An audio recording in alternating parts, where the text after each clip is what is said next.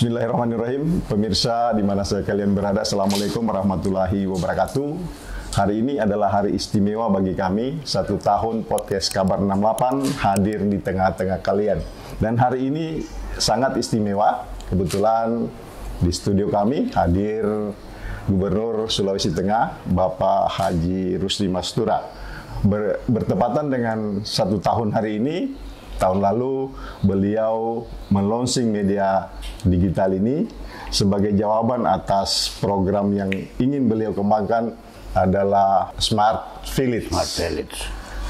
Dan di tengah-tengah kita hadir Bapak Haji Rusdi Mastura. Ada yang ingin disampaikan berkaitan dengan 1 tahun podcast Kabar 68? Pertama saya mengucapkan selamat ulang tahun podcast Kabar 68. Kemudian kedua, semoga selalu sukses, ya, dan 3 selalu memberikan berita-berita yang membuat rakyat makin cerdas, makin smart.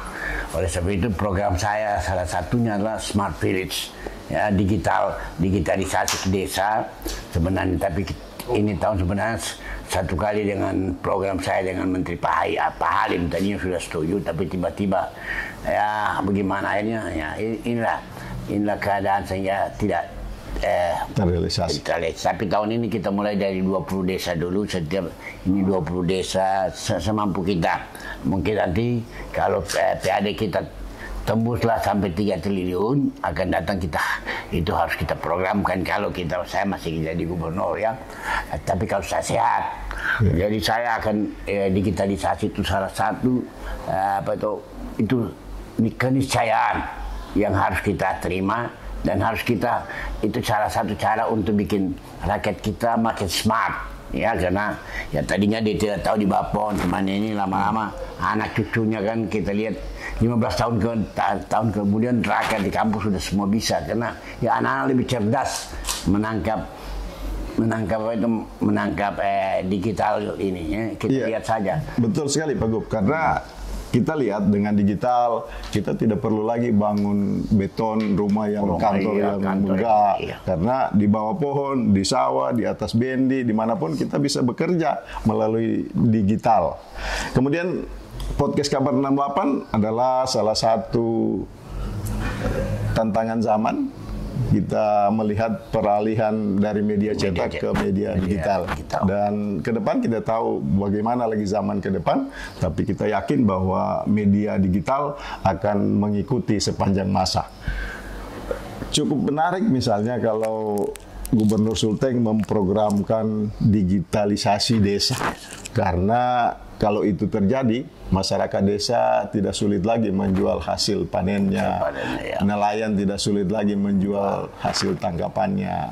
Kemudian, Pak Gub, apa yang akan dilakukan dalam waktu dekat sehubungan dengan digitalisasi dan program-program Pak Gubernur sendiri? Jadi tahun ini pertama 20 desa kita digitalisasi, kita lihat lagi perkembangannya, kemudian nanti kita kembangkan lagi pada teknologi yang yang lain-lainnya. Pertama kita digitalisasi, kemudian kita mengembangkan dia menjadi ya masyarakat lebih tahu lagi, nanti ke depan sudah main SMS, sudah main apa segala macam, segala macam dia bisa tangkap, ya. Karena kayak saya lihat anak-anak cepat sekali, saya malah terlambat. Anak saya yang kecil-kecil cepat betul mereka bisa berubah. Karena kita Pak Gub mungkin kalah di IQ. Ya. IQ anak-anak sekarang canggih-canggih. Jadi ya kita tidak bisa pandangin dengan orang. Nah, jadi kita harus menghormati orang. Kalau soal teknologi IT ya janganlah. Mereka yang lebih hebat. Oleh sebab itu saya yakin dalam waktu 5-10 tahun ke depan anak desa tadinya itu SD, sudah SMA dia nanti, ya sudah. 5-10 tahun ke depan sudah setengah pas, lebih jauh lebih maju. Kalau kita mulai sekarang digitalisasi. Pak Gub, sedikit tanyakan sebelum kita akhiri dialog ini.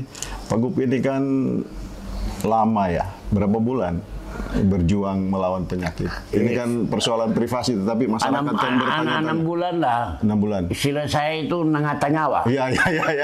Bayangkan saja, waktu dia habis di kemo keempat, tinggal begini-begini, napas itu, nanti kemo kelima ya baru normal lagi sedikit ya normal bisa sudah kita. Nah, nanti kalau orang bilang nanti napas 3 kita dapat. Setengah mati cari napas 3 itu.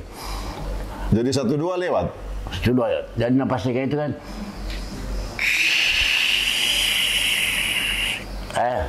Itu napas 3 kan. Sesudah itu baru kita bisa tenang. Nah, sudah. Berapa kali kemo, Pak Gu? Saya 12 kali. 12 kali ya? 12 kali kemo karena di kemo. Berapa bulan itu? 4 bulan berjuang? 4 bulan lah berjuang melawan kemo. Karena kita dengar Pak Gup ini adalah salah satu orang manusia yang mendapatkan mukjizat luar biasa. Iyalah. Kalau Jokowi bilang saya ini sakti. Karena 3 kali COVID tidak mati-mati. Tambah lagi kemo ya. Itu makanya kemarin sudah istirahat saya terus ikut saya. Tidak sebenarnya saya tunggu di bandara saja Bapak. Saya mulai semua saya cerita tentang apa itu abang tanah yang menyerobot tanah. Poso. Kita sudah mulai investasi Poso itu kita harapkan investasinya 30 miliar juta dolar ya. Jadi kalau itu terjadi kira-kira bisa nanti Poso itu sampai 10.000 sampai 5 orang kerja. Kita harapkan dia pertanian modern yang seperti Israel, Cina yang sudah pakai segala macam elektrik, sudah pakai apa segala macam. Nah, kita mau begitu, ya datang dia nyerobot tanah itu tanah negara. Itu yang saya lapor sama presiden. Presiden bilang bikin birokrat lagi baru ini. Ya biasa kan, tidak semuanya presiden tahu. Jadi follow up-nya bagaimana itu soal? Nanti kepala BPN nanti dia ngurus lah. Kemudian Pak Gup satu lagi yang lagi menjadi priority kelihatannya negeri 1000 megalit. Jadi kita itu bayangkan saya sekian Indonesia merdeka. Tidak pernah kita angkat kita punya peradaban. Padahal Sulawesi Tengah punya peradaban tinggi dengan megalit itu. Dia sudah itu kira-kira menyangkut ini saya tidak. Makanya kita perlu teliti. Perlu diangkat di dunia internasional. Memang sudah 10 peneliti internasional meneliti bahwa itu megalit 3.000 tahun sampai 5.000 tahun sebelum Masehi. Jadi seumur Musa, seumur Firaun. Jadi sama dengan Sphinx piramid. Itu lokasinya di mana? Di Bada? 3 tempat. Bada, Behoa, Napu. Dan semua itu simetris. Jadi orang dulu pada beda gunung, antara gunung, tapele gunung, bisa mereka simetris.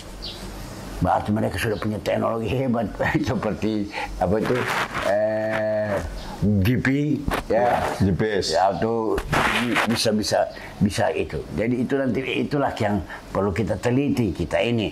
Tapi saya bilang Bapak Presiden bagus kalau itu dijadikan camp pramuka camping dunia atau Indonesia.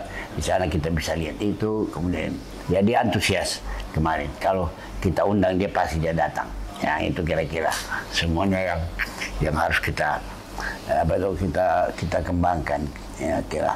Kemudian yang terakhir Pak Gup, kebetulan hari ini 1 tahun podcast Kabar 68. Apa yang Pak Gubernur harapkan daripada hadirnya media digital podcast Kabar 68 ini? Karena kami berprinsip dan bertagline Kabar 68 adalah kabar untuk semua, mengkritisi dengan memberi solusi. Ya. Dan saya gembira dengan mengkritisi saya. Radar juga selalu mengkritisi.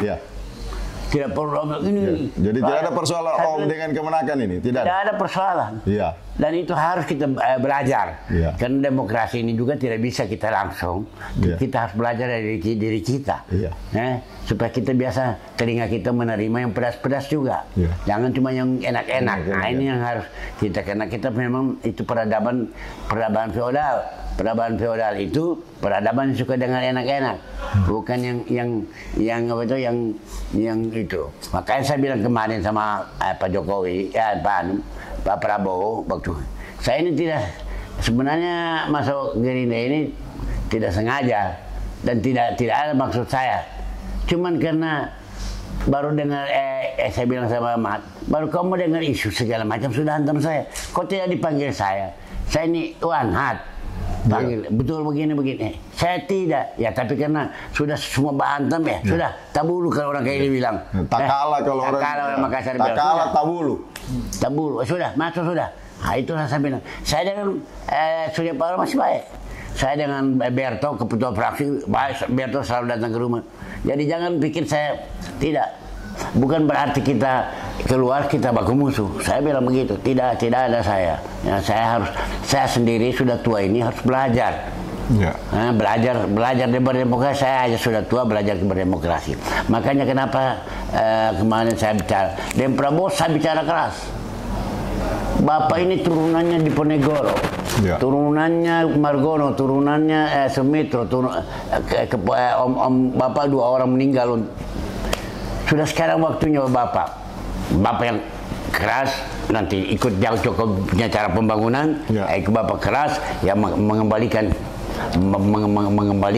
Undang-Undang Dasar 45 secara utuh dan lebih maju ini Indonesia. Lebih maju Indonesia ke depan. Ya, pemirsa. Saya bilang begitu, itu analisa saya. Tidak boleh saya bilang saya pro Prabowo, bukan.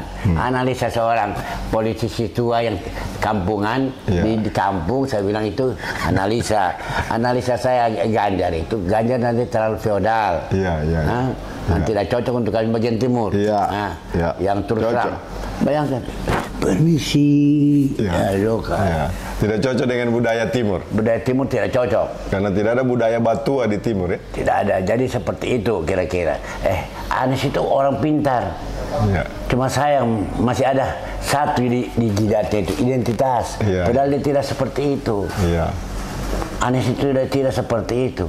Nah, tapi memang dia berhadapan dengan satu kekuatan besar yang kita dia harus selalu. Jadi dia sudah ambil keputusan berarti dia harus. Itu analisa. Jadi tidak ada saya propos siapa. Betul itu Pak Gub. Demikian pemirsa sekilas diskusi saya bersama Gubernur Sulawesi Tengah di hari jadi podcast Kabar 681 tahun 3 September 2022, 3 September 2023. Sehat selalu buat Pak Gubernur, selamat menjalankan tugas, kesehatan selalu menjadi prioritas. Demikian bincang kami pada hari ulang tahun podcast Kabar 68. Sekian, wabillahi taufiq wal hidayah. Wassalamualaikum warahmatullahi wabarakatuh. Waalaikumsalam.